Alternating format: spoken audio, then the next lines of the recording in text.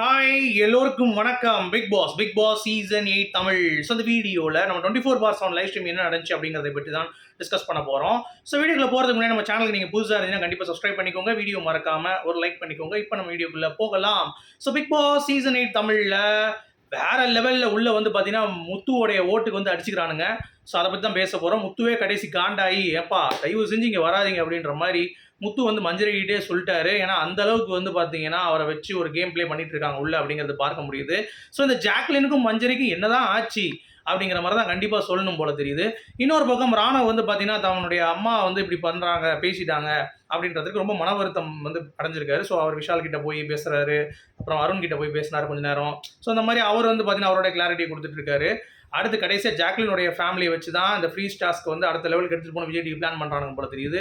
அப்படியே காக்க வச்சுட்டே அவளை வந்து பார்த்தீங்கன்னா ஏன்னா அவள் வந்து வரணுன்றா. அப்போ விஜய் டிவி என்ன பண்ணுவான், பிக் பாஸும் வரணும்னா அது வரக்கூடாதுரா அப்படின்ற மாதிரி தான் ஒரு பிளான் பண்ணுவாங்க அப்படிங்கிறது தான். சரி ஒன்று ஒன்றா நம்ம பார்த்துடலாமா? வீடியோ லைக் பண்ணுங்கள் மக்களே, பண்ண மாட்டேங்க லைக் பண்ணிடுங்க.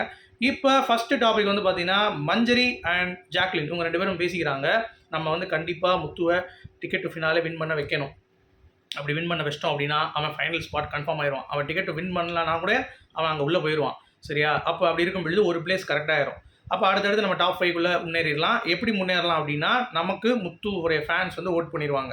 ஸோ மஞ்சரியும் வந்து டாப்பில் வந்துடுவா, நீயும் டாப்பில் வந்துடுவேன். ஸோ நம்ம 2 பேரும் டாப்பில் போயிடலாம். உனக்கு தீபக்கும் ஓட்டு போடுவார் அப்படின்ற மாதிரி சொல்கிறாங்க. தீபக் ஓட்டு இருக்குல்ல? ஆமாம் கரெக்ட். அப்போ தீபக் ஓட்டும் விழும் விழுது வேறு மாதிரி இருக்கும் அப்படின்ற மாதிரி அவன் முன்னாடியே வந்து நீ டிக்கெட் பின்னாலே வாங்கிடுறா ப்ளீஸ்டா டே முடிச்சிடுறா அப்படின்னோடனே ஜாக்லின் கிட்டே அவன் சொல்கிறான் ஓப்பனாகவே இந்த மாதிரி எப்பா நீ நானும் சேர்ந்தா தான் பிரச்சனை, தயவு செஞ்சு வந்துடாத என் பக்கத்து சொல்லி முதலே சொல்லிட்டான். அப்புறம் முத்து சமைச்சிட்டு இருக்காரு. உங்களுக்கு தெரியும் சமைக்கிறப்ப பொம்பளைங்களுக்கே அவ்வளோ டென்ஷன் இருக்கும், பசங்களுக்கு அப்போ எவ்வளோ இருக்கும்.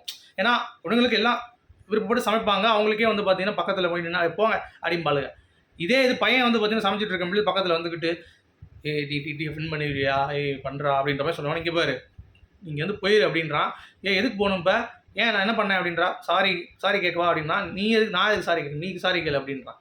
நீ எதுக்கு இப்படி பேசுன என்ன ஹர்ட் பண்ணுற மாதிரி அப்படின்றான். நான் எதுக்கு ஹர்ட் பண்ணுற மாதிரி, நீங்கள் பேசுனதுலாம் கரெக்டாக இருந்ததா, ஒரு ஃப்ரெண்டாக பேசு அப்படின்றான் முத்துக்குமரன். உடனே சரிடா அப்போ என்னடா சாரிடா நான் பேசுனது கொஞ்சம் பேசிட்டேன் உடனே நீங்கள் கோச்சிப்பியா அப்படின்றான். நீ ஃப்ரெண்டாக நீ என்ன பேசு, நீ என்னை காலி பண்ணிடாத அப்படின்னு சொல்லி ஒரே வார்த்தையை போட்டேன்.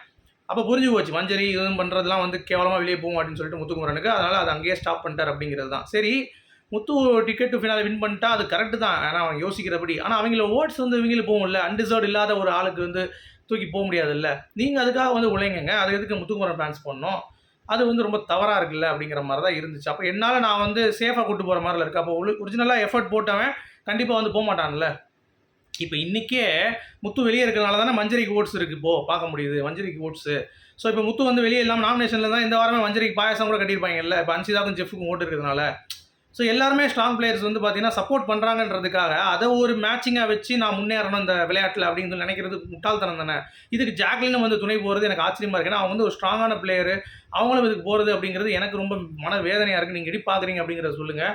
அடுத்து வந்து பார்த்தீங்கன்னா ரொம்ப முக்கியமான ஒரு அப்டேட் வந்து நான் யோசிச்சுட்டே இருந்தேன் ரொம்ப நேரமாக இதை பேசுகிறதுக்கு. ராணவோடைய அம்மாவை பற்றி பேசினாங்களே முத்து தீபக் மஞ்சரி, அவன் வந்து ரொம்ப ஹர்ட் ஆகிட்டு தான் இருக்கான். யார்கிட்ட பேசுன்னு தெரியல, எல்லாரும் அவன் பேசுறது கேட்கவும் மாட்டானுங்க. உட்றா பரவாயில்லடா உட்றா அதெல்லாம் சொல்லிட்டாங்க அப்படின்றாங்க. இல்லைடா எனக்கு ரொம்ப கஷ்டமாக இருக்கு, அவங்க எப்படா பேசலாம் அப்படின்ற மாதிரி அவன் ஒருத்தனா புலம்பிட்டு தான் இருக்கான். எப்பா தம்பி நீ நேராக போய் கேட்கவும் மாட்டேற, சண்டை வலிக்கவும் மாட்டேற, அப்புறம் அவங்க அம்மா விட்டு கொடுத்துட்டாங்க வந்துட்டு இப்போ வந்து எல்லாம் புலம்பி பேசுறது என்ன உனக்கு நியாயம் இல்லை, விஜய் சேதுபதிட்ட போய் பேசிக்கோப்பா அப்படின்ற மாதிரி தான் நமக்கு தோணுது. சும்மா உட்காந்துட்டு மனசுக்குள்ள இருக்க ஃபீலிங்கை வந்து வெளியே காட்ட முடியாமல் அப்படியே உட்காந்து புலம்பிட்டு இருக்கிறதுலாம் வந்து இந்த பிக் பாஸ் செட் ஆகாது அப்படிங்கிறது தான். சரி அட்லாஸ்ட் ஜாக்லினுடைய ப்ரமோக்கு தான் எல்லாரும் வந்து பார்த்தீங்கன்னா சும்மா வெயிட் பண்ணிட்டு இருக்கானுங்க. வேற லெவலில் வெயிட்டிங்மா செம்மையாக இருக்குடா அப்படின்ற மாதிரி தான்.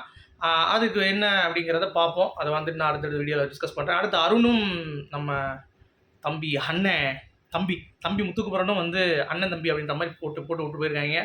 ஆனால் இது வந்து பார்த்தீங்கன்னா ஒரு ட்ரிக்ஸ் தான் அப்படின்ற மாதிரி சொல்கிறாங்க. வந்துட்டு சும்மா அப்படியே கொளுத்தி போடுற மாதிரி கொளுத்தி போடுவோன்ட்டு. ஆனால் உண்மையிலேயே அது வாங்கிறது முத்துக்குமரன் இன்னமும் வந்து பார்த்தீங்கன்னா பக்கத்து ஊர் மற்றபடி சொந்தம்லாம் தெரியல எனக்கு, தூரம் சொந்தமாக இருக்கும் அப்படின்ட்டார். அப்படின்னா சும்மா அவங்க ப்ளே பண்ணுறாங்க அப்படின்ற மாதிரி முத்து சொல்கிறாரா அப்படிங்கிறது தெரியல. வெயிட் பண்ணி பார்க்கலாம். உங்களுடைய கருத்துக்கு சொல்லுங்கள். மீண்டும் சந்திப்போம். Good bye.